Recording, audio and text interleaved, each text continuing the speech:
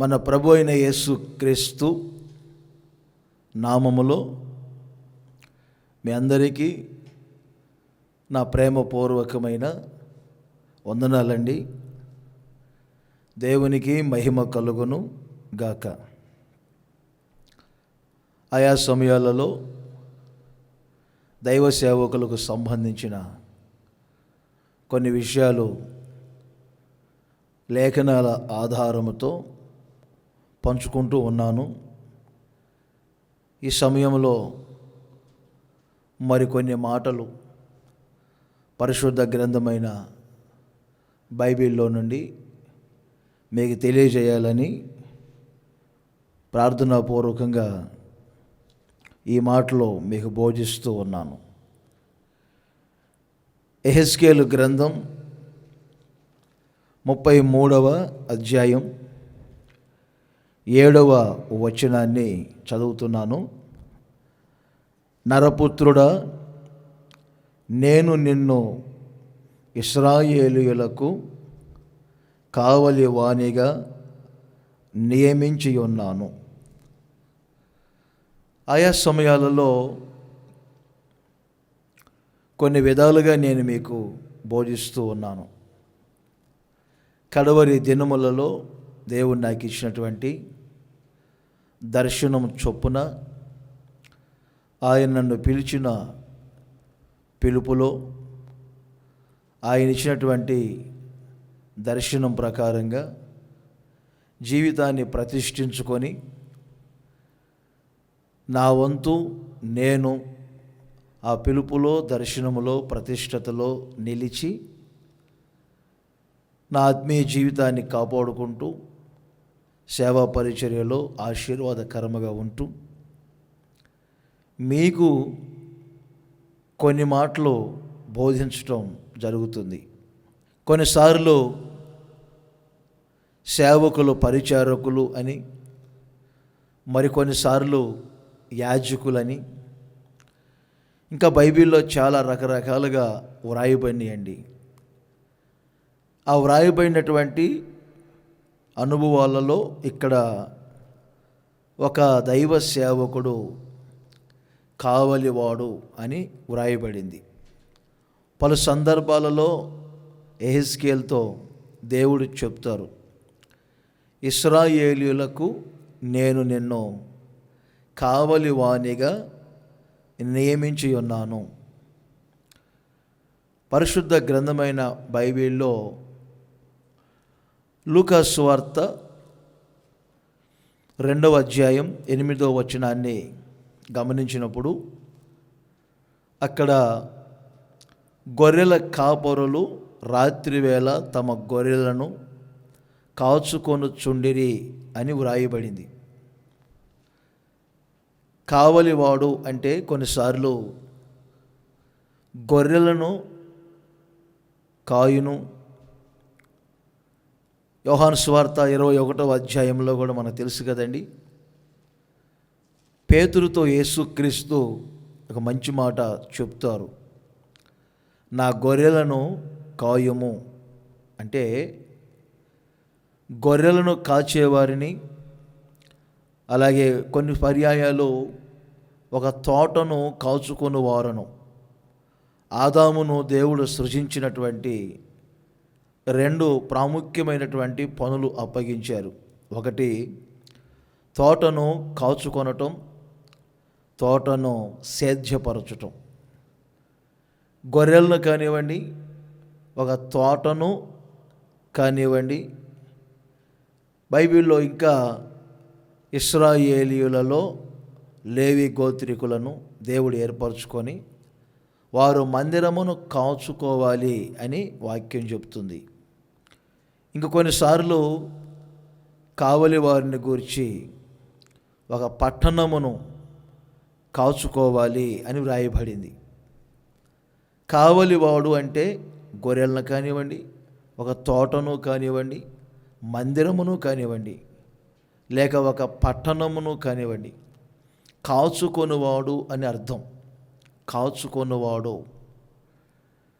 ప్రియమైన సహోదరులారా, సంఘాన్ని కాచుకోవటానికి దేవుడు సేవకులను ఏర్పరచుకున్నారు. అందుకే ఈ సందేశములో ఒక సేవకుడు కావలివాడు. ఈరోజు నేను కొన్ని ప్రాముఖ్యమైన విషయాలు పంచుకుంటాను. అదేమిటంటే, ఒక కావలి వానికి ఉండే స్వభావములు ఏమిటో, ఒక కావలివాడు ఏ విధముగా తన యొక్క పనిని కొనసాగించుకుంటారు, అవన్నీ మన ఆత్మీయ జీవితాలకు, సేవా పరిచర్యలకు చాలా అవసరమైనటువంటి విలువైన మాటలు, అనుభవాలు. ఒక 4 విషయాలు మీకు క్లుప్తంగా బోధించాలని కోరుకుంటున్నాను. ఒక కావలి వాని స్వభావములు ఎలా ఉండాలి? ముందే చెప్పాను కదండి, సంఘమును కాచుకొనుటకు ఒక కావలిగా దేవుడు మనలను నియమించారు. దైవ సేవకులైనటువంటి మిమ్ములను దేవుడు నియమించారు. ఆ కావలి వాని లక్షణాలు ఎలా ఉంటాయి? పరమగీతము 5వ అధ్యాయము 7వ వచనమును చదువుతున్నారు. ఒకసారి మీరు గమనించండి.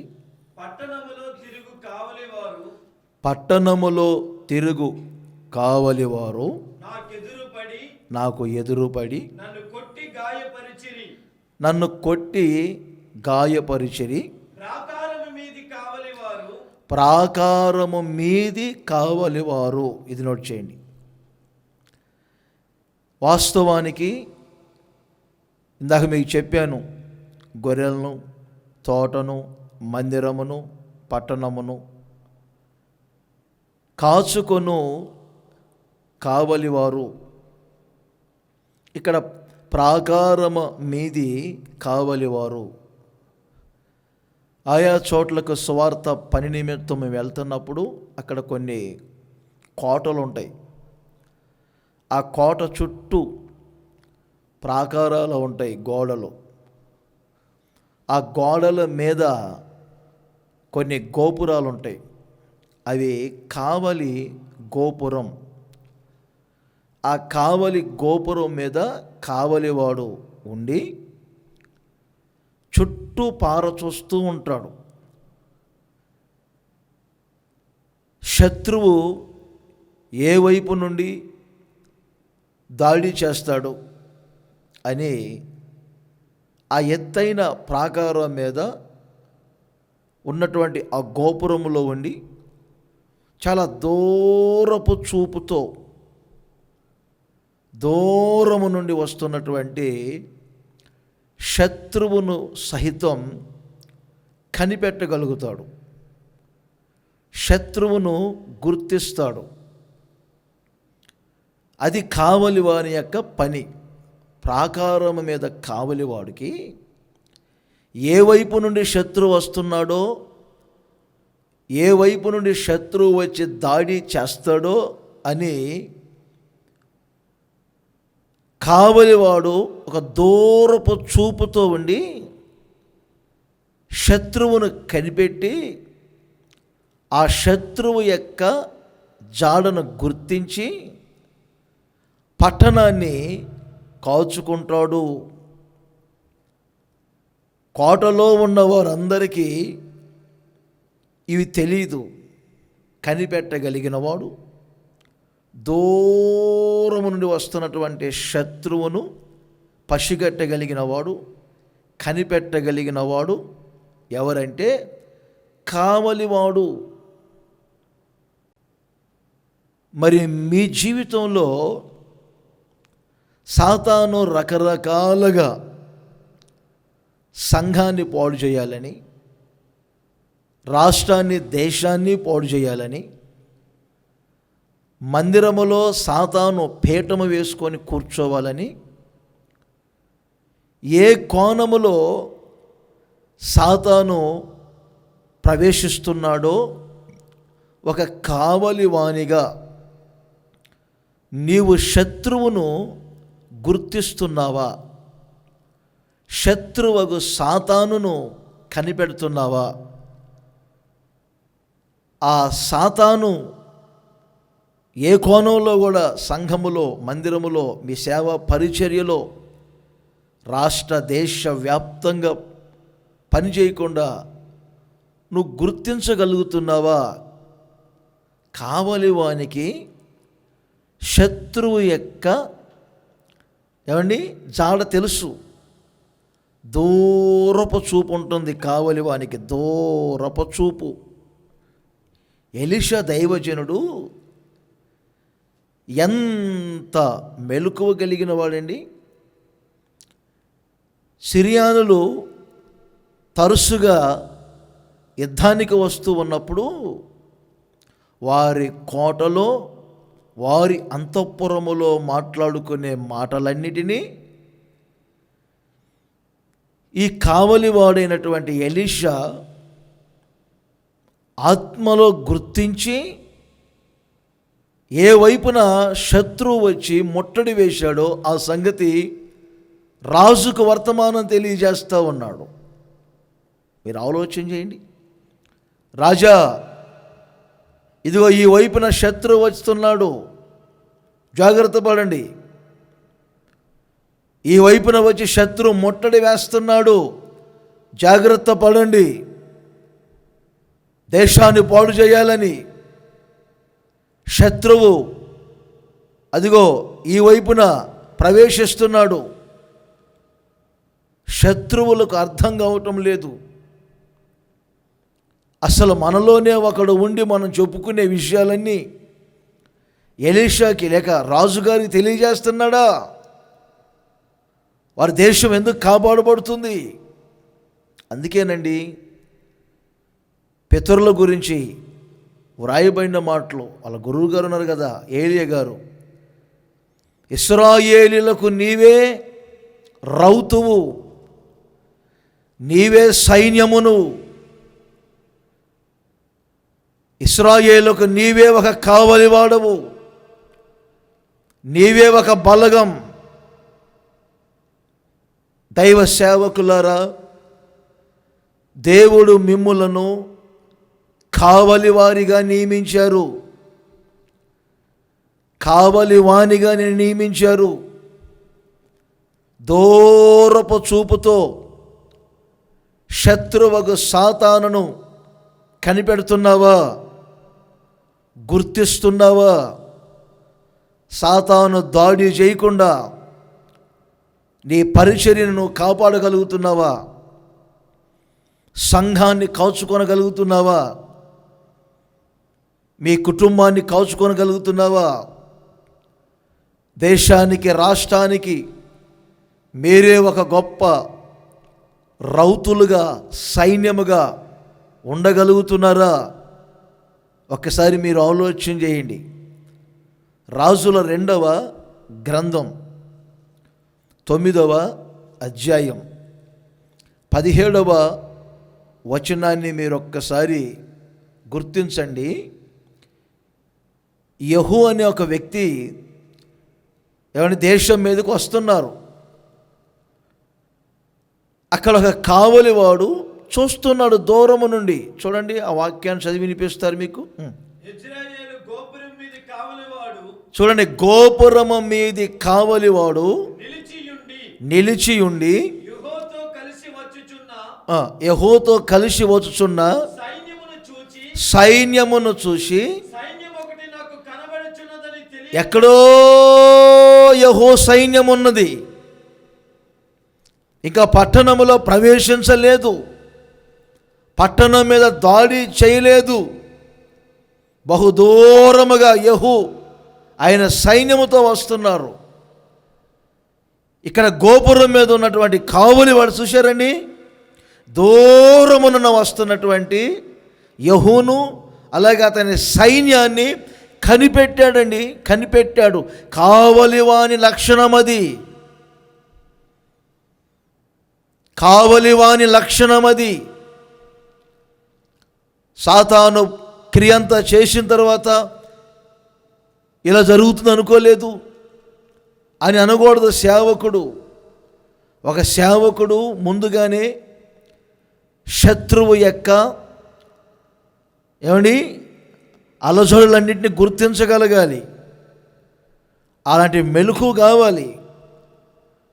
చూడండి, నహూము గ్రంథంలో మనందరికీ తెలిసినటువంటి ఒక మంచి మాట ఉంది. 2వ అధ్యాయం 1వ వచనాన్ని చదువుతున్నారు. ఒకసారి వినండి మీరు, ఇక్కడ ఏమని రాయబడిందో. ఇక్కడ కావలి వాని గురించి రాయబడి చూడండి. లయకర్త సాతాను నీ మీదికి వచ్చుచున్నాడు, నీ దుర్గమునకు కావలి కాయుము, మార్గములో కావలి ఉండు సేవకుడా, నడుము బిగించుకొని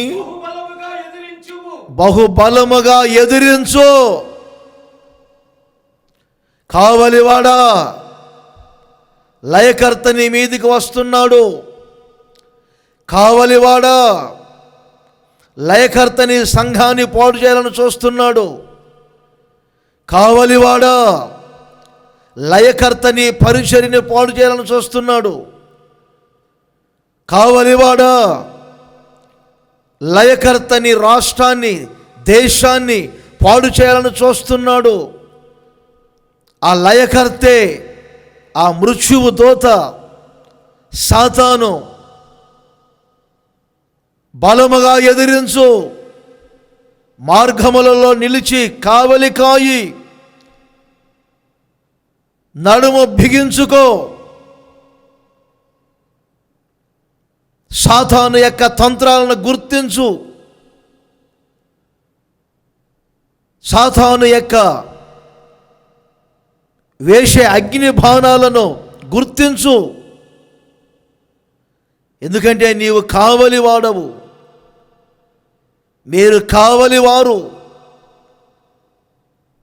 ఈ రోజున చాలామంది దైవ సేవకులలో ఇలా గుర్తించలేని పరిస్థితులు. అందుకే సంఘములో లయకర్త ప్రవేశిస్తున్నాడు, పరిచర్యలో లయకర్త ప్రవేశిస్తున్నాడు. ఆశీర్వాదముగా ఉండవలసిన సంఘాలు ఈ రోజున శాపానికి గురవుతున్నాయి. పవిత్రమైనటువంటి భావములతో నడిపించబడవలసిన సంఘాలు సాతాను యొక్క ఆలోచనలకి, తలంపులకు ఈ రోజున అవకాశాలు ఇచ్చి నడిపించబడే పరిస్థితులు వస్తున్నాయి. ఇర్మియా గ్రంథంలో కూడా ఒక మంచి మాట దీనికి అనుగుణమైన వచనం ఉందండి. 6వ అధ్యాయం 17వ వచనాన్ని కూడా చదువుతున్నారు, మీరు నోట్ చేయండి. మిమ్ములను కాపు కాయుటకు చూశారండి, నేను కావలి వారిని ఉంచి ఉన్నాను. మిమ్మల్ని కాపు కాయటానికి, మిమ్మల్ని కాచుకోవటానికి. సంఘాన్ని కాచుకో, పరిచర్యని కాచుకో, మీ ఆత్మీయ జీవితాలను కాచుకోండి. మీ విలువైన పిలుపును, దర్శనాన్ని, ప్రతిష్టతల్ని కాచుకోండి. లయకర్తను ఎదిరించండి. దూరపు చూపుతో సాతాను గుర్తించండి. ఏ కోణంలో కూడా, ఏ వైపు నుండి కూడా సాతాను అగ్ని బాణాలు వేయకుండా, మీ మీద దాడి చేయకుండా మీరు ఒక కావలి వారిగా నడిపించబడాలని ఈ మాటలు నేను మీకు బోధిస్తున్నాను. పరమగీతం 1వ అధ్యాయం 6వ వచనాన్ని నేను చూశానండి. ఇక్కడ వ్యతిరేక పదం ఒకటి ఉంది. నన్ను కావెల కత్తెగా నియమించారు, కానీ నేనేం చేస్తున్నాను? నా సొంత తోటను నేను కాయకపోతిని. ఈరోజు చాలామంది సేవకులు తమ విలువైనటువంటి దేవుడిచ్చిన ఏమండి ఉంచినటువంటి స్థితిని మర్చిపోతున్నారు, పర్పస్ని మర్చిపోతున్నారు. దేవుడు ఎందుకు పిలిచారు, ఎందుకు దర్శనం ఇచ్చారు, ఎందుకు ప్రతిష్ఠించుకున్నారు అనే సంగతులు ఈరోజున చాలామంది దైవ సేవకులు తెలుసుకోలేకపోతున్నారు. అందుకే అప్పగించిన సంఘాన్ని కాచుకోలేకపోతున్నారు. తను కావలి కత్తిగా నియమించారు, కానీ నా సొంత తోటను నేను కాచుకొనకపోతిని. ఎలా అండి? ఎలా కాచుకోకపోతే? కావలి వాని పని ఏమిటి? దూరపు చూపుతో లయకర్తను కనిపెట్టి ఆ లయకర్త పట్టణములో ప్రవేశించకుండా కాచుకోవాలి, బలముగా ఎదిరించాలి. అవసరమైతే తమ ప్రాణమునైనా ఏమండి పోగొట్టుకోవాలి. రాజు ప్రాణాన్ని కాపాడటానికి మొర్దెకై అనే ఒక వ్యక్తి ఇద్దరు ప్రవేశిస్తుంటే ఆ ఇద్దరు వ్యక్తుల్ని కనిపెట్టి ఏమండి ఏ విధముగా రాజు ప్రాణాన్ని కాపాడి రాజుకు మేలు చేశాడండి. అలాగనే యేసుక్రీస్తు మనల్ని నమ్మి ఒక బాధ్యత అప్పగిస్తే ఆ బాధ్యతలో మీరున్నారా లేదా కొంచెం మీరు ఆలోచించవలసినటువంటి అవసరత కూడా ఉందండి. ఇంకో మాట కూడా మీకు చెప్తాను, జాగ్రత్తగా వినండి. యోబు గ్రంథం 27వ అధ్యాయం 18వ వచనం. పురుగులు గోళ్ళ వంటి ఇల్లు వారు కట్టుకొందురు, కావలివాడు కట్టుకొను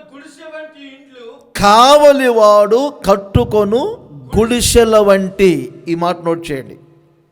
మొదట ఏం చెప్పానంటే కావలి వానికి దూరపు చూపు ఉండాలి, శత్రువును గుర్తించాలి అని చెప్పాను. రెండవది కావలి వాని యొక్క నివాసం ఎలా ఉండాలి, ఒక సేవకుని నివాసం ఎలా ఉండాలి. చాలాసార్లు నేను పొలాలలో ప్రార్థన చేయడానికి వెళ్ళినప్పుడు ఒక చిన్న ఏమండి కర్రలతో మచ్చులాగా కట్టి ఆ పైన 4 తాటాకులు అలా పరిచి దాని మీద కావలివాడు కూర్చొని ఉంటాడండి. ఒడిశాలో ఒకడు పట్టుకొని ఏమండి ఆ మచ్చు మీద కూర్చొని చిన్న కర్రలతో కట్టినటువంటి చిన్న గుడిసెలాగండి 4 తాటాకులు వేసుకుంటాడు. ఒడిశాలో ఒకడు పట్టుకుంటాడు. తోటలో ఎక్కడ పక్షులు ప్రవేశించకుండా ఏమండి ఒడిశాలతో రాళ్ళు విసురుకుంటా దాని మీద కూర్చొని ఏమండి కనిపెడతా ఉంటాడు. కారణం ఏమిటంటే అతడి కావలివాడు. ఇంకో మాట చెప్తాను వినండి. వర్షం వచ్చే సమయాలు ఉంటాయి, బాగా ఎండ వేడిమి కలిగే సమయాలు ఉంటాయి. అయినా నేను కావలివాడను, నేను కాచుకునేవాడను అని ఆ కావలివాడు అక్కడే ఏమండి కాసేపు విశ్రమిస్తాడు, కాచుకుంటూ ఉంటాడు. అందుకే ఇక్కడ వ్రాయబడిన మాట కావలివాడు కట్టుకొను గుడిసెల వంటి ఇల్లు. గుడిసెల వంటి ఇల్లు. కావలివాని యొక్క నివాసము ఏమండి చాలా సింపుల్గా ఉండాలి.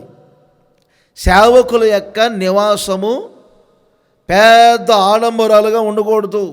దైవ సేవకులు మరీ గుర్తించాలి. కావలివాడు గనుక కావలివాని పనేమిటి? మిషనరీలు అన్ని వసతులు కలిగినటువంటి దేశాలను వదిలిపెట్టి వసతులు లేనటువంటి దేశాలకు మిషనరీలుగా వెళ్ళి వసతులు లేని చోట మెదిలి భాష తెలియని చోట భాష నేర్చుకొని ఏమండి బైబిల్ని తర్జుమాలు చేసి మిషన్ హాస్పిటల్లో కట్టి స్కూల్స్ కట్టి ఏమండి వసతులు లేని చోట వారు నివాసము చేసి సువార్తను ప్రకటించారండి. చాలామంది మిషనరీలు మన భారతదేశానికి వచ్చినటువంటి మిషనరీలుగా దొరలు ఏమండి ఎలా పంపబడ్డారండి? వారి దేశాల్లో అన్ని వసతులు వారికి ఉన్నాయండి. ఏసీ కారులో తిరిగేవారు ఏమండి, ఏసీ ఏమండి ఇళ్ళలో ఉండేవారు. మన భారతదేశానికి ఇంకా కొన్ని దేశాలకు మిషనరీలుగా వెళ్ళి వసతులు లేని చోట చాలామంది మిషనరీల చరిత్రలో మీకు తెలుసు కదండి. విలియం కేరీ అని ఒక దైవజనుడు తెలుసు కదండి. వసతులు లేని దేశానికి కట్టుబట్టలతో వచ్చి బైబిల్ చేతబట్టుకొని అనేక తర్జుమాలలో బైబిల్ని ఏమండి ప్రజలకు అప్పగించారండి. కొంచెం ఆలోచన చేయండి. మన భారతదేశానికి ఎన్నో సదుపాయాలు కలుగజేశారండి. తనకి ఎన్నో ప్రతికూలతలు వచ్చినాయి. నేను కలకత్తా వెళ్ళినప్పుడు ఏమండి నేను వెళ్ళాను అక్కడికి. ఆ విలియం కేరీ గారి చర్చి చూశాను. అక్కడ ఆయన సంబంధించినటువంటి ఆ క్యాంపస్ మొత్తం నేను తిరిగానండి. చరిత్ర చెప్తుంది ఆయన ఏ విధంగా వచ్చారు. ఇలా ఒక్క దైవజనుడి సంగతే కాదండి, ఎంతోమంది దొరలు అనిగా పిలువబడినటువంటి వ్యక్తులు వసతులు లేని చోటుకు వచ్చి తమ ప్రాణములను అర్పించారండి. ఈ రోజుల్లో చాలామంది దైవ సేవకులు ఏమండి లగ్జరీలకు అలవాటు పడుతున్నారు, బాగా లగ్జరీలకు అలవాటు పడుతున్నారు. ఇక్కడ కావలి వాని నివాసము ఏమిటంట? గుడిసె. దైవజనుడు పౌలు గారు సంఘానికి బోధించినప్పుడు ఏమని బోధిస్తారంటే వినాలి మీరు. పురుషుల గురించి చెప్పారు. కోపమును సంశయమును మానుకొని పరిశుద్ధులందరితో కూడా చేతులెత్తి ప్రార్థన చేయండి అని చెప్పారు. ఆ సంఘ స్త్రీలకి ఏం చెప్పారంటే బంగారముతోనైనను, తర్వాత జడలతోనైనను, ముత్యములతోనైనను, వెలగల అనే పదం చూడండి. అక్కడ వెలగల వస్త్రములతో, తిమోతి మొదటి పత్రిక 2వ అధ్యాయము 8-9 వచనాల్లో ఉంది. మిగులు వెలగల వస్త్రములతోనైనను. వెలగల వస్త్రములు వద్దనేమో సంఘానికి ఆ రోజున పౌలు గారు చెప్పారు. ఏమండి నేను అనకూడదు, ఇలా అంటున్నాను మీరు అనుకోవద్దు. ఈరోజు దైవ సేవకులను చూస్తే మన దేశ ప్రధాని కూడా వేసుకోరండి, అంత కాస్ట్లీ. రాష్ట్రాల యొక్క సీఎంలు కూడా వేసుకోరండి, అంత కాస్ట్లీ. అంత అవసరమా? దేశ సంక్షేమం కొరకు ప్రయాసపడుతున్నటువంటి కొంతమంది స్త్రీలు సీఎంలుగా ఉన్నారు. ముడత బట్టలు కట్టుకొని దేశ సంక్షేమం కొరకు నేను ప్రయాసపడుతున్నానని చెప్తున్నారు. ఏమండి ప్రపంచ దేశాలన్నీ తిరిగిన మదర్ తెరీసా గారు ముడత చీర ఒకటి కట్టుకొని దేశ యొక్క సంక్షేమం కొరకు క్రీస్తును ప్రకటించుకుంటూ తిరిగారు. ఇంకా చాలామంది దేశ ప్రధానులు సైతం, రాష్ట్రపతులు సైతం, కొంతమంది రాష్ట్రపతుల గురించి కూడా మన చరిత్ర తెలుసు కదండి. కలాం గారిని కానివ్వండి, ఆస్తులు సమకూర్చుకోలేదు వారు. కలాం గారు ఏ ఆస్తులు సమకూర్చుకోలేదు. మిగిలిన ఏమిటంటే ఆయన దగ్గర అనేకమైనటువంటి పుస్తకాలన్నీ ఆస్తిగా మిగుల్చుకున్నారు. ఆయనకు వచ్చిన డబ్బంతా కూడా ఏమండి అనాథ పిల్లలకు ఖర్చు పెట్టారు. పెళ్లి చేసుకొని పిల్లల కొరకనో భార్య కొరకనో ఇలా ఖర్చు పెట్టలేదండి. ఈ రోజున కలాం గారి చరిత్ర మన కళ్ళ ముందు కట్టినట్లుగా కనపడుతుంది. చివరికి ఒక ఇంట్లో ఆయనకు ఆస్తులు ఏమైనా ఉన్నాయా అని వెతికితే ఎవడో గది నిండా ఆయన చదువుకున్నటువంటి బుక్స్ తప్ప ఇంకేమీ లేవండి. బుక్స్ తప్ప ఏమీ లేవు. ఒకసారి మీరు ఆలోచన చేయండి, అదే ఆయన ఆస్తి. యేసుక్రీస్తు ఎవరో కూడా పూర్తిగా తెలియకుండా రాష్ట్రం కొరకు, దేశం కొరకు ఏదో చేయాలనుకున్నటువంటి రాష్ట్రపతులకే, ఏమండి, సీఎంలకే, ఫిఎంలకే అంత త్యాగం ఉంటే, మరి యేసుక్రీస్తు సేవ చేస్తున్నటువంటి ఆ సేవకుని నివాసం ఎలా ఉండాలి, ఆ సేవకుని యొక్క వస్త్రధారణ ఎలా ఉండాలి, ఆ సేవకుని యొక్క, ఏమండి, తగుమాత్రపు జీవితం ఎలా ఉండాలి? ఒక్కసారి మీరు ఆలోచన చేయండి. దావీదు ఒకసారి మదన పడుతున్నాడు. ఎందుకు మదన పడుతున్నాడండి? తెలుసు కదా, 132వ కీర్తనలో ఉంది కదండి, నేనేమో సరంబి వేసిన ఇంట్లో ఉన్నాను, దేవుని గుడారమేమో డేరాలో ఉంది. ఆయన సరంబి వేసినటువంటి ఇంట్లో ఉన్నాడు. మరి ఎవరు కట్టుకోమన్నారో? సరంబి వేసినటువంటి ఇల్లు కట్టుకున్నారు. కొంతమంది రాసుల చరిత్రలో, ఏమండి, హీనులయ్యారు. ఒకసారి మీరు ఆలోచన చేయండి.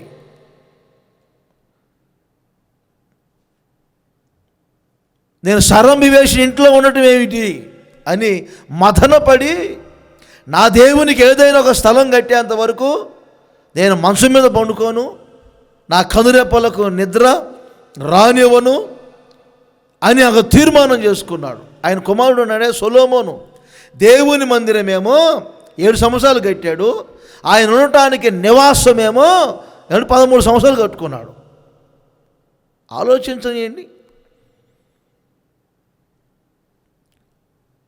ఈరోజు చాలామంది వారి నివాసాలు, నేను అనకూడదు, రాష్ట్రపతి బంగ్లా కంటే కూడా హోదాలు ఎక్కువైపోయినాయి. రాష్ట్రపతి బంగ్లాల కంటే కూడా ఎక్కువైపోయినాయి. నా ప్రియమైన దైవ సేవకులారా, విస్తారంగా డబ్బు కానుక రూపంలో దేవుడు ఇవ్వచ్చు.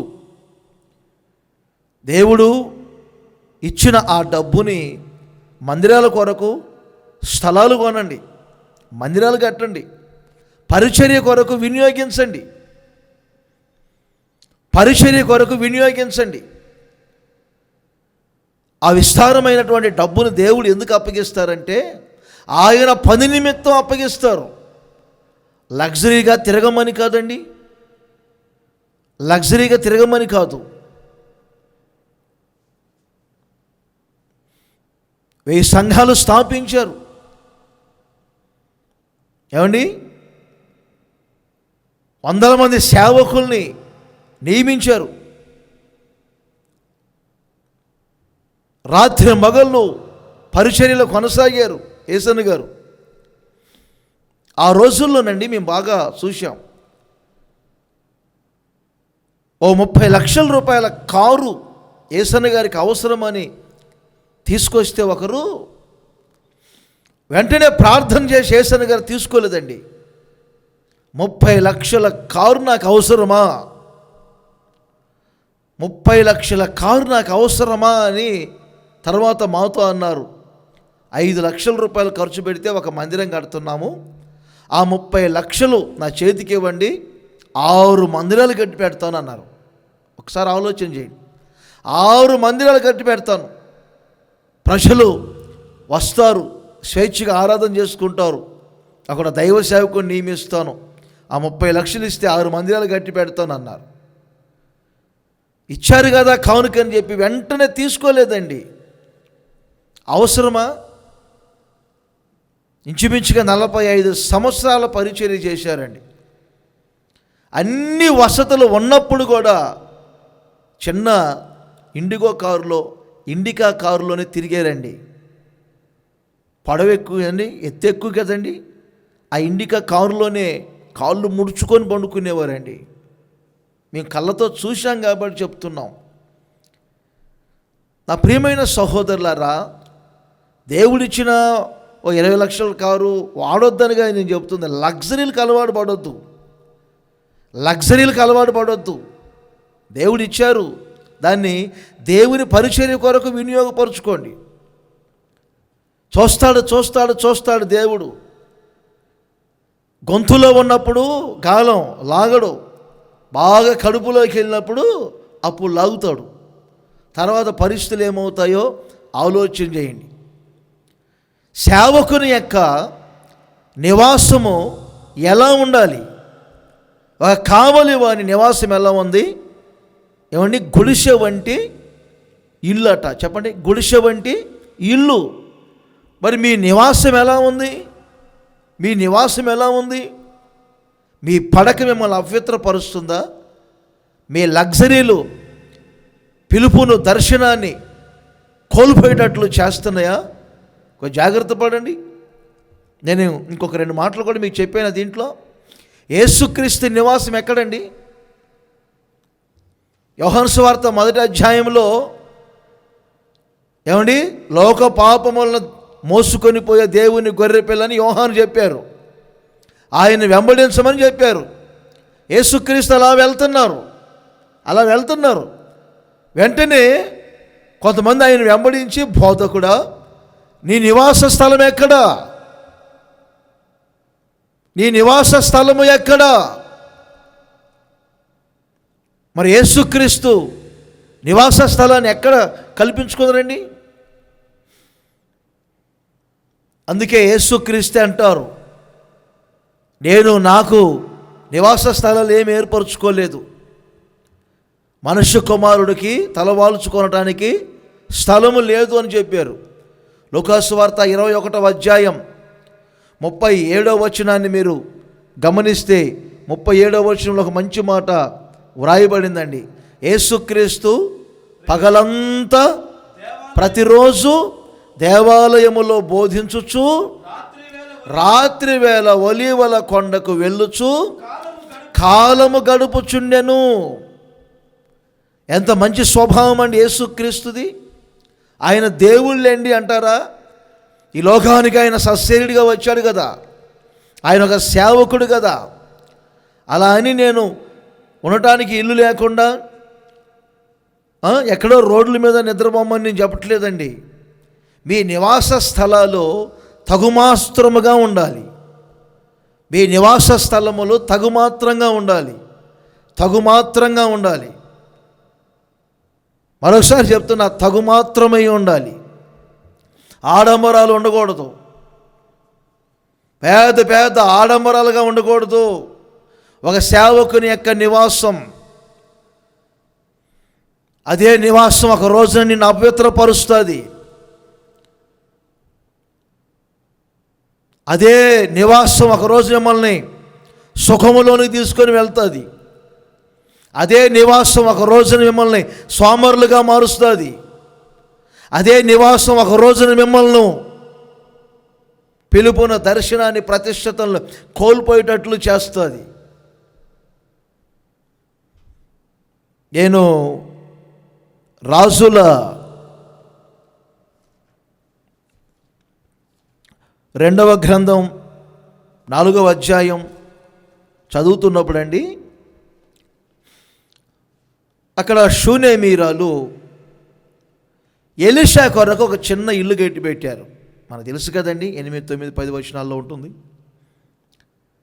తన భర్తను పిలిచి ఈ మాట అంటారు, మన ఇంటికి వచ్చుచూ వెళుచున్నటువంటి దైవజనుడు భక్తిగల దైవజనుడని నేను ఎరుగుదును అని మన ఇంటి గోడ మీద ఆయనకు ఒక చిన్న గది కట్టుదము.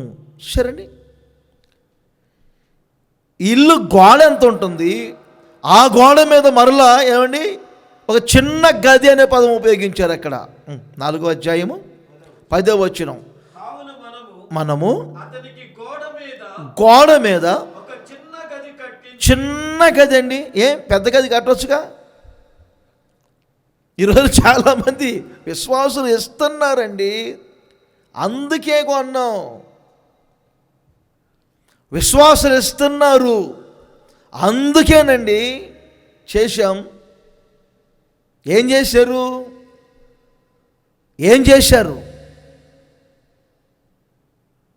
షూనేమీరాలకి ఏం తక్కువ అండి? ఎలీషా కొరకు ఏదైనా చేయగలుగుతారు. కానీ చిన్న గది ఎందుకంటే ఆ భక్తిగల దైవజనుడికి లగ్జరీ తెలియదు. దేవుడిచ్చిన డబ్బుని వ్యర్థముగా తీసుకోవటం, ఖర్చు పెట్టడం తెలియదు. అన్యాయంగా వచ్చే సొమ్ముని గెహాజీలాగా వెనకేసుకోవటం తెలియదు. ఆ కుష్టు తెచ్చుకోవటం తెలియదు. దైవ సేవకుల ముగింపు కొన్నిసార్లు దారుణముగా మార్చబడుతుంది. కారణం ఏమిటో ఆలోచన చేయండి. దారుణముగా ముగించుకుంటున్నారు వారి జీవితాలని, దారుణముగా. దేవుడిచ్చినటువంటి డబ్బు విషయంలో నమ్మకత్వాన్ని కోల్పోవద్దు. సేవకుని యొక్క నివాసం ఎలా ఉండాలి? ఒక కావలివాడు శత్రువును దూరము నుండే కనిపెడతాడు. ఒక కావలివాడు ఏమండి తగుమాత్రపు నివాసాలలోనే ఉంటాడు. ఈ రెండవ పాయింట్లో నేను మీకు చెప్పేది ఏమిటంటే, కావలివాడు పెద్ద పెద్ద ఏమండి నివాస స్థలాలు కట్టుకొని ఉండరు. వారి పర్పస్ ఏమిటో దాన్ని కనిపెట్టుకుంటా, కాచుకుంటా వారి యొక్క డ్యూటీని వారు చేస్తారు. చూడండి, ఇంకొక అనుభవంలో కూడా మీకు దేవుని మాటలు చెప్తాను. 130వ కీర్తన 6వ వచనం. ఇక్కడ చూడండి, కావలివారు లక్షణం 3వది మరొకసారి చెప్తున్నాను. కావలివాడు ఉదయము కొరకు కనిపెట్టును. మరొకసారి చెప్తున్నా, కావలివాడు ఉదయము కొరకు కనిపెట్టును. మీకు అర్థం కావాలని చెప్తున్నాను. ఎక్కువగా కావలివారు రాత్రులు కావలి కాస్తూ ఉంటారు. ఇందా మనం చదువుకున్నాం కదండి లూకా సువార్తలో, రాత్రి వేళ కాపరులు తమ మందలను కాచుకొనుచుండిరి అని చదివాం. రాత్రి అనేది సాతాను యొక్క కాలం. ఉదయం అనేది దేవుని కాలం. ఇంకొక విధంగా చెప్తాను, రాత్రి అనేది ఇప్పుడు మనము జీవించే జీవితం. ఉదయం అనేది ప్రభు యొక్క రాకడను గూర్చినటువంటి అనుభవం, ప్రభు రాకడను గూర్చిన అనుభవం ఉదయం అనేది. అన్ని చోట్ల మనకు చూస్తాం యేసుక్రీస్తుని గూర్చి వేకువ చుక్క అని, కొన్నిసార్లు ఉదయించే సూర్యుడని యేసుక్రీస్తుని గురించి వ్రాయబడింది. అంటే ఒక కావలివాడు ఉదయం కొరకు కనిపెడతా ఉంటాడు. ఎప్పుడు తెల్లవారుతుంది, ఎప్పుడు తెల్లవారుతుంది, ఈ చీకటి ఎప్పుడు తొలగిపోతుంది, ఈ రాత్రి ఎప్పుడు గడిచిపోతుంది, ఎప్పుడు తెల్లవారుతుందని ఉదయం కొరకు కనిపెట్టినట్లుగా ప్రతి సేవకుడు ప్రభువు యొక్క రాకడ కొరకు కనిపెట్టాలి.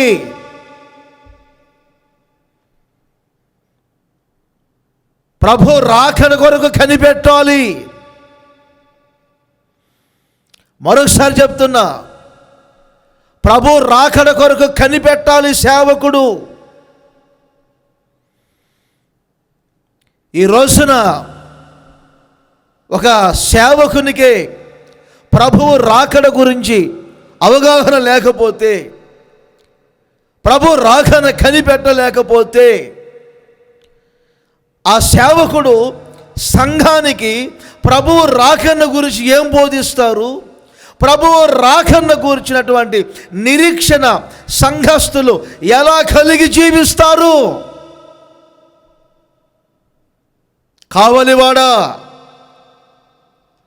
ఉదయం కొరకు కనిపెట్టు. కావలివాడా, ఉదయం కొరకు కనిపెట్టు. చూడండి, ఇర్మియా గ్రంథంలో ఒక శ్రేష్టమైన మాట చెప్తాను దీనికి అనుగుణంగా. 31వ అధ్యాయం 6వ వచనం చూడండి. మంచి మాట అండి, చాలా విలువైన మాట ఇది. ఎఫ్రాయిము పర్వతముల మీద కావలివాడు కేక వేసి ఏమని కేకలు వేస్తున్నాడండి? కావలివాడు కేకలు వేస్తున్నాడు. ఎఫ్రాయిము యొక్క పర్వతం మీద, గోపురం మీద నిలబడి కావలివాడు కేక వేస్తున్నాడు. ఏమని కేక వేస్తున్నాడు? సియోనుకు మన దేవుని, మన దేవుడైన యెహోవా యొద్దకు పోవుదుమని రండని చెప్పు దినము నిర్ణయమాయను. రండి, సియోనుకి వెళ్దాం, ప్రభు రాకడ సమీపిస్తుంది, రండి, సిద్ధపడండి. సంఘస్థులారా సిద్ధపడండి, సియోనుకు వెళ్ళే రోజులు సమీపించాయి, యెరూషలేముకు వెళ్ళే రోజులు సమీపించాయి, మన దేవుడైన యేసుక్రీస్తు యొద్దకు వెళ్ళే రోజులు సమీపించాయి. పదండి వెళ్దాం, సిద్ధమవ్వండి. కావలివాడు కేకలు వేస్తున్నాడు. మీ ప్రసంగాలలో మీ కేకలు ఈ విధంగా ఉండాలి. అనేకమైన సందేశాలు చెప్తున్నారు కదా, ఉపదేశాలు. మీ ఉపదేశపు కేకలు ఈ విధంగా ఉండాలి, ప్రభు రాకన గూర్చినవిగా ఉండాలి. ఈ రోజుల్లో చాలామంది ప్రభు రాకన్న గూర్చిన అవగాహన లేదు.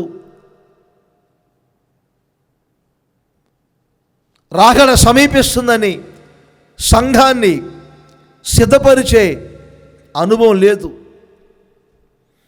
ఒక జలప్రళయం వస్తుందని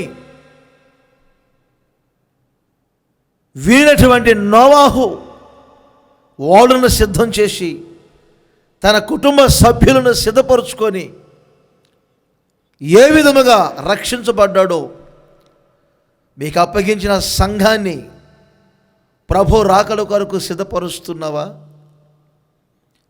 మీ పరిచర్యని ప్రభు రాకడ కొరకు సిద్ధపరుస్తున్నావా? ఉదయం కొరకు వేగిర పడుతున్నారా? అసలు ఉదయం కొరకు కనిపెడుతున్నారా? ప్రభు రాకడ కొరకు కనిపెడుతున్నారా? ఈ రోజుల్లో చాలామంది నిరీక్షణ కోల్పోతున్నారు.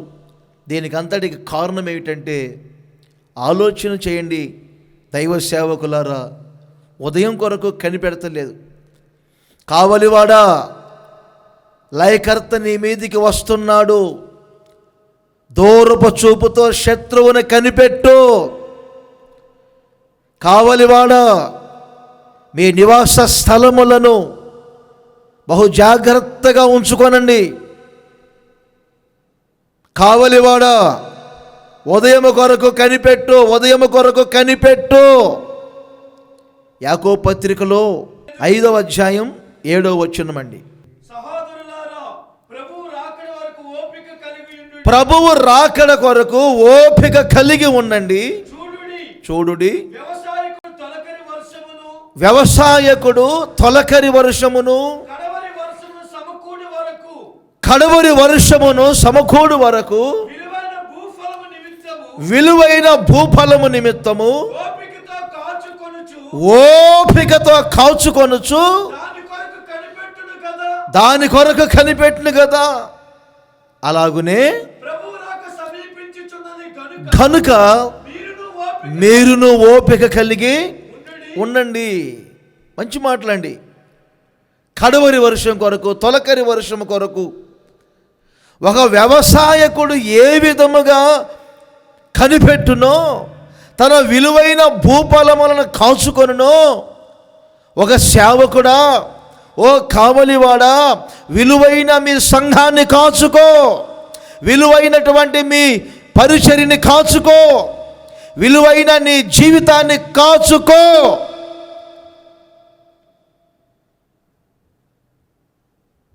ఒక వ్యవసాయకుని వలె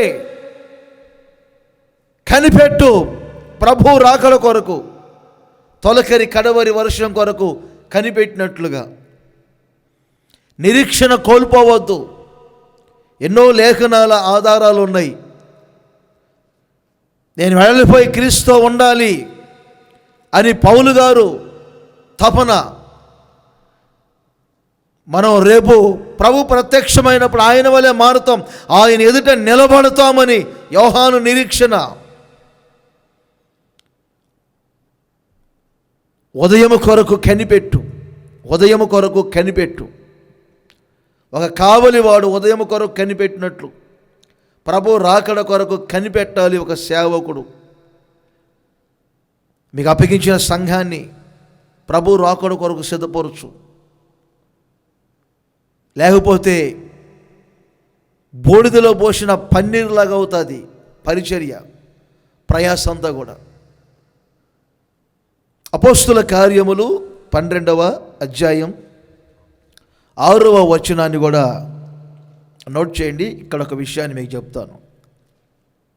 అపోస్తుల కార్యములు 12:6 వచనం. హేరోదు అతని వెలుపలకు తీసుకుని రావాలని ఉండగా ఆ రాత్రియే పేతురు 2 సంఖ్యలతో బంధింపబడి ఇద్దరు సైనికుల మధ్య నిద్రించుచుండెను. మరియు కావలివారు తలుపు ఎదుట చెరసాల కాచుకొనుచుండిరి. బాగా వినండి, ఇక్కడ ఒక మంచి మాట. కావలివారు తలుపు యొద్ద చెరసాలను కాచుకొనుచుండెను. మొదటి శతాబ్దములో పేతుర్ని చెరసాలలో వేశారు. ఆ ప్రొద్దున్నే పేతుర్ని చంపాలి, ఇది మనకు తెలుసండి. కానీ పేతురు ఏమిటో చింత లేకుండా శుభ్రంగా నిద్రపోతున్నాడు ఇద్దరు సైనికుల మధ్యలో. అక్కడ కావలి వారు కొంతమంది ఉన్నారండి. కావలి వారట తలుపు యొద్ద చెరసాలను కాచుకొనుచుండిరి. ఎందుకు నేను ఈ మాటను తీసుకోవాల్సి వచ్చిందంటే, కావలి వానికి మెలకువ ఉండాలి. మెలకువ మీకు 4 భాగాలుగా చెప్తున్నా. కావలి వానికి దూరపు చూపు ఉండాలి, శత్రువును గుర్తించాలని చెప్పాను మొదట. రెండవది, కావలి వాని యొక్క నివాసము విన్నరా తగుమాత్రముగా ఉండాలి, తగుమాత్రముగా ఉండాలి. మూడవది, కావలివాడు ఉదయం కొరకు కనిపెట్టాలి. నాలుగవది, కావలివానికి మెలకువ ఉండాలి, మెలకువ. రాత్రి డ్యూటీ చేసే ఒక వ్యక్తి రాజుగారి దగ్గరికి వెళ్ళి, రాజుగారు శత్రువులు నిన్ను చంపడానికి వచ్చారండి, నేను వెంటనే వారిని పట్టుకొని చంపేశానండి, నీ ప్రాణాన్ని కాపాడానండి అని చెప్పారట. వెంటనే రాజుగారు విని నన్ను మెచ్చుకుంటాడేమోనని ఈ వ్యక్తి అనుకున్నాడు. రాజుగారు ప్రక్కన చూసి వీరిని తీసుకెళ్ళి కాళ్ళు చేతులు కట్టేసి చెరసాల్లో పడేయండి రా అని చెప్పారట. అప్పుడు ఈ వ్యక్తి అంటాడంట, రాజుగారు నేను మంచిగానే చెప్పాను కదండి, నీ ప్రాణాన్ని కాపాడి కదండి అంటే, నువ్వు ఎప్పుడు శత్రువులు వచ్చారు, ఎప్పుడు నా ప్రాణాన్ని కాపాడావు, మాకు తెలియక ఇవన్నీ ఎప్పుడు జరిగింది అంటే, రాత్రి కళ వచ్చిందండి, కళలోనండి అని చెప్పారంట. అందుకే రైపు నేను కాళ్ళు చేతులు కట్టేసి చెరసాల్లో వేయమని చెప్పాను. ఎందుకండి, నువ్వు రాత్రి కావలి కాచుకునే కదరా, కావలి కాచుకునే కావలి వాడవు నువ్వు కదా. కావలి కాచుకునే కావలి వానికి కళ ఎలా వచ్చిందిరా? నువ్వు రాత్రి డ్యూటీ సరిగ్గా చేసావా? నైట్ వాచ్మెన్ కదా నువ్వు నిద్రపోతే కదా కళ రావాల్సింది. ఆత్మలో మెలకువ ఉండాలి. ఉదాహరణ మీకు చెప్తున్నాను, ఒక సేవకునికి ఆత్మలో మెలకువ ఉండాలి. ఈ రోజున నేను అనకూడదు అదొక గాఢ నిద్ర ఆత్మ అండి. యెషయా ప్రవచన గ్రంథంలో ఉందండి, 29వ అధ్యాయంలో ఉంటుంది, 9-10 వచనాలు అనుకుంటాను. 10వ వచనంలో చూడండి, యెహోవా మీ మీద గాఢ నిద్రాత్మ అండి. నేను అనకూడదు, సేవకులకి ఈ రోజున చాలామందికి గాఢ నిద్రాత్మ. వాళ్ళు పండుకున్నారంటే ఏనుగులు అరిచినా లేవరండి, ఏనుగులు అరిచినా లేవరు. పూర్వపు చరిత్రలో కొంతమందిని గురించి చదివా నేను. భయంకరమైనటువంటి నిద్రపోతులు, పెద్ద రాక్షసులు. ఒకడున్నాడు మన హిందూ చరిత్రల్లో, మన దేశ హిందూ చరిత్రలు ఉంటాయి కదండి, అందులో ఒకడున్నాడు. వాడు పండుకుంటే ఏమండి 3 నెలలు పడుకుంటాడంట. వాడిని లేపాలంటే మరలా 3 నెలలు లేపాలంట. వాడు తినేది 3 నెలలట, వాడు యుద్ధం చేసేది 3 నెలలంట. మొత్తం కలిపి 12 నెలలు అయిపోయింది. ఇప్పుడు చెప్పండి, నిద్ర 3 నెలలు, లేపేది 3 నెలలు, తినేది 3 నెలలు, యుద్ధం చేసేది 3 నెలలు. అవి వాస్తవం అని కాదు నేను చెప్తుంది, ఉదాహరణ చెప్తున్నా. ఏనుగులను పెట్టి అరిపిస్తుంటారు, ఏటలు తీసుకొని పొడుస్తుంటారు చెవుల్లో, ముక్కుల్లో. కొంతమంది సేవకుల మీద గాఢ నిద్ర ఆత్మ, గాఢ నిద్ర ఆత్మ, మెలకువ లేదు. అదేంటో అర్థం కాదు. ఉదయం 4 గంటలకు లేచి స్తోత్ర ప్రార్థన చేసి, ఆ స్తోత్ర ప్రార్థనలో విశ్వాసుల పేర్లన్నిటినీ ఏమండి జ్ఞాపకం చేసుకోరు. అదొక ఆత్మ. ప్రార్థన మీద కూర్చుంటే చాలండి నిద్ర. వాక్యం చదువుకోవటానికి బైబిల్ తెరిస్తే చాలండి కొంతమందికి నిద్ర. సమయాన్ని అంతా సెల్ ఫోన్ల మీదే గడుపుతూ ఉంటారు, ఫేస్బుక్లని, వాట్సాప్లని. సమయం అంతా వీటి మీదే. సేవకుడా గుర్తించు, కావలివాడా మెలకువగా కాచుకో. మెలకువ అవసరం కావలి వానికి, సేవకునికి మెలకువ అవసరం. ఆత్మలో మెలకువ కలిగి ఉండు. గాఢ నిద్రాత్మను జయించు. ఆ గాఢ నిద్ర ఆత్మ తొలగిపోవాలి. మరోసారి చెప్తున్నాను, 3.5 సంవత్సరాలు రేయం పగలు రాత్రిం పగళ్ళు అనే పదం ఉపయోగించాడు పౌలు గారు. చూడండి, అపోస్తుల కార్యం 20వ అధ్యాయం 29వ వచనం 30వ వచనం చూడండి.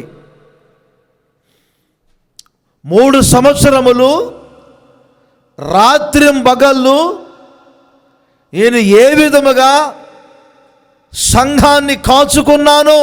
చదువు చూడండి, 3 సంవత్సరములు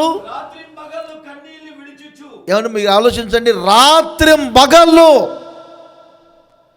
ఒక రాత్రి కాదు, ఒక పగలు కాదు, 3 సంవత్సరములు రాత్రిం పగళ్ళు కన్నీరు విడుచుచు ఎలా సంఘాన్ని స్థాపించాను, ఎలా సంఘాన్ని కట్టాను, క్రూరమైన తోడేళ్ళు రాకుండా ఆత్మలో మెలకువ కావాలి ఒక సేవకునికి.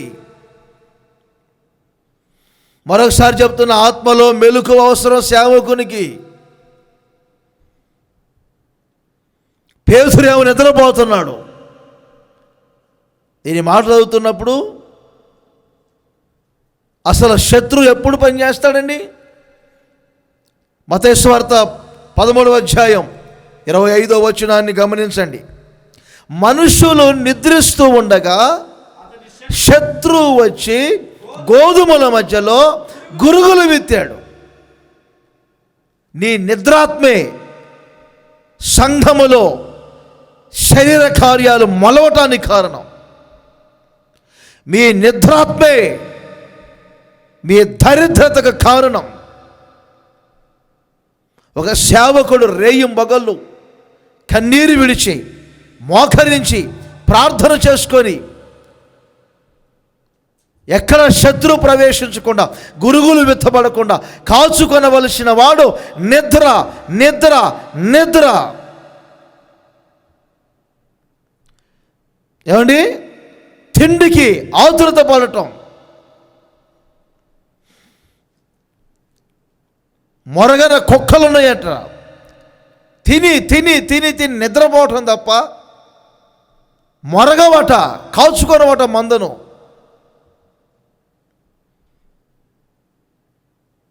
మన యోనా లేడు, అదే బైబిల్లో యోనా గ్రంథం 1వ అధ్యాయంలో మీరు గమనించండి. భయంకరమైనటువంటి తుఫాను వచ్చిందా? వాడంతా అల్లకొల్లలుగా మారిపోతుందా? వారందరూ లేచి ఏమండి వాడిని కంట్రోల్ చేయాలని సరుకులన్నిటిని నీటిలో వేసి వారు చాలా యాతన పెట్టబడుతూ ఉంటే ఈ వాడు అడుగు భాగంలోకి వెళ్ళి యోనా హాయిగా నిద్రపోతున్నాడు, చింత లేదు. అందుకే వీరు అన్యులు ఒక సేవకుని ఏమని లేపుతున్నారు తెలుసండి? ఓయి నిద్రపోతూ, ఓయి నిద్రపోతూ. ఒక సేవకుడు నిద్రపోతూ అని డిగ్రీ సంపాదించుకున్నాడు. అదేంటి అర్థం కాదు. ఈ రోజున సేవకులు బాగా డైట్ కంట్రోల్ మీద పడ్డారు, డైట్ కంట్రోల్ మీద పడ్డారు. ఈ రోజున ఫ్యాషన్ అయిపోయింది. ఏమండి? సినిమా హీరోలు కూడా అంత జాగ్రత్తగా శరీరం మీద శ్రద్ధ తీసుకుంటారో లేదో, పర్సనాలిటీని కాపాడుకోవాలని. విశ్వాసులు ఇళ్ళకెళ్తే వారు ఏదైనా పెట్టే ఫుడ్ ఈరోజు నచ్చట్ల సేవకులకి. వాక్యమేమో వారి ఇంటికి వెళ్ళి వారేమైనా ఆతిథ్యం ఇస్తే తీసుకొని వారి ఇంటిని ఆశీర్వదించి రమ్మని బైబిల్ చెప్తుంది. ఈరోజు మన వాళ్ళకి గిడతలేదు, గిట్టలేదండి. వీరికి నచ్చిన ఫుడ్ చేయమని చెప్తారు, ముందే ఆర్డర్ ఇస్తారు, 5 స్టార్ హోటల్లో ఆర్డర్లు ఇచ్చినట్టు. వారి ఇంట్లో కొంచెం తిని తినకపోయినా తిని ఒక చిన్న ప్రార్థన చేసి ఆ ఇంటిని ఆశీర్వదించి రారండి. తిండి మీద పెట్టే శ్రద్ధ,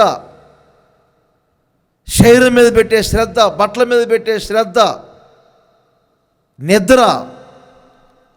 ప్రారంభ దశలో ఇవన్నీ లేవు సేవకునికి. ప్రాణాన్ని సహా ద్వేషించి బ్రతికినంతకాలం ప్రభు కొరకు బ్రతకాలి, 4 ఆత్మలు సంపాదించాలని మంచి ఆశయముతో అడుగుపెట్టి శరీరానుసారంగా ముగించుకోకూడదు సేవకుని యొక్క జీవితం.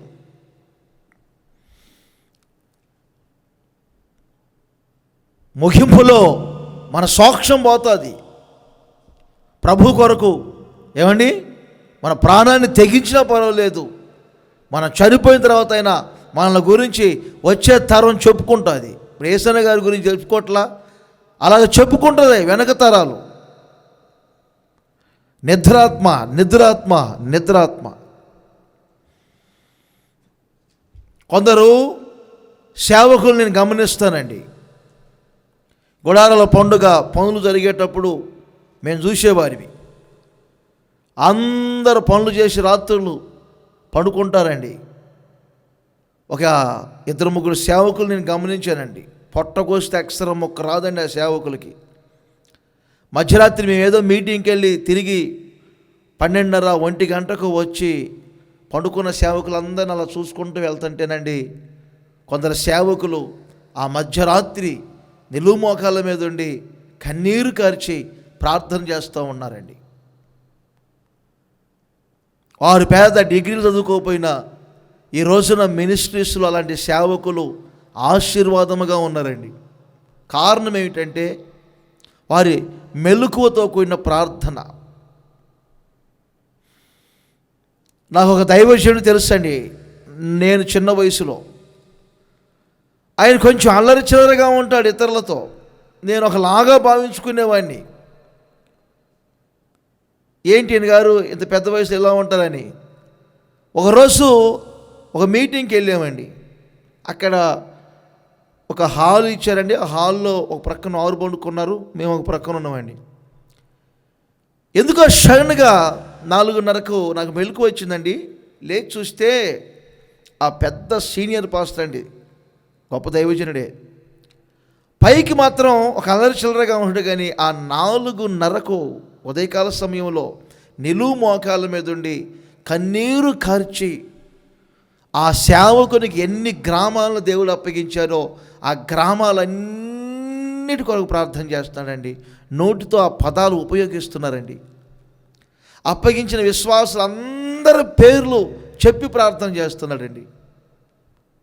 ఫలాని వ్యక్తి ప్రభువా, ఫలాని వ్యక్తి అని పేర్లు చదివి ప్రార్థన చేసుకున్నాడండి. ఏం బుక్ చదవలేదండి, తన మనసులోనే ఉన్నాయండి పేర్లన్నీ. నాకు చాలా బాధ అనిపించిందండి.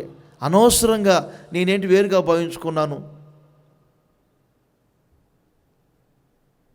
ఆ రోజు వరకు నాకు తెలియదండి ఇది ఇలాంటి అనుభవం కావాలని.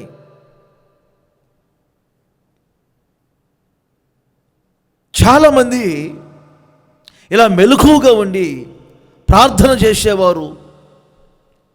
మరికొంతమంది ఏమో ఏమండి నిద్ర సుఖభోగాల్లో పడిపోయి, ఒకప్పుడేమో మధ్యరాత్రి వరకు కూడా సేవ చేయాలి, ప్రార్థన చేయాలి, వాక్యం చదవాలి అనుకునే ఏమంటే ఆలోచనలో ఉండేవారు. ఇప్పుడేమో 8 గంటలకే నిద్రపోవాలి, లేకపోతే ఆరోగ్యం చెడిపోయింది అనే పరిస్థితులకు వచ్చారు. కొంచెం ఆలోచన చేయండి, ఏమైనా లోపాలను సరిదిద్దుకోండి. దేవుడు ఇచ్చినటువంటి విలువైన పిలుపును, దర్శనాన్ని, ప్రతిష్టతను కోల్పోబాకండి. ఒక కావలి వానికి మెలకువ అవసరం. కయీన్ అంటాడు కదండి, నీ తమ్ముడు ఏబేలు ఎక్కడంటే నేను కావలివాన్నా అన్నాడు. దేవుడు కావలిగా వాడిని పెట్టలేదు, అందుకని అలా మాట్లాడాడు, నేను కావలివాన్నా అని. అది సహజం. మరి దేవుడు మనల్ని కావలిగా పెట్టారు కాబట్టి మనం అలా అనకూడదు. కావలిగా పెట్టాడు మనల్ని. అందుకే ఇశ్రాయేలుకు నేను నిన్ను కావలివానిగా నియమించి ఉన్నాను. కావలి ప్రాకారం మీద నిలబడి దూరపు చూపుతో శత్రువుని కనిపెట్టాలి. కావలివాడు నివాసం ఏమండి తగుమాత్రముగా ఉండాలి. సుఖభోగాలకు అవకాశాలు ఇవ్వకూడదు. అవన్నీ ఒక్క రాజున మీ మీద దాడి చేస్తాయి, ఆ సుఖభోగాలు. అందుకే సేవకులు మేము కొన్ని చోట్ల నుంచి కొన్ని చోట్లకి యేసన్న గారు మారుస్తూ ఉండేవారు. ఒక్క చోటే 10 సంవత్సరాలు ఉంటే, ఒక్కసారి చోటే ఒక 4 సంవత్సరాలు 3 సంవత్సరాలు ఉంటే అక్కడ సుఖపడతాడు. వేర్లు భూమిలో పాతుకుపోతాయి. అందుకని 3 సంవత్సరాలు ఒక్కొక్క చోట మారుస్తూ ఉంటారు. కొంతమంది చూడండి అలవాటు పడతారు. ఫ్యామిలీ సేవకులు, బ్యాచిలర్ సేవకులు మేము చూస్తూ ఉంటాం, అలవాటు పడతారు ఆ ప్రాంతానికి.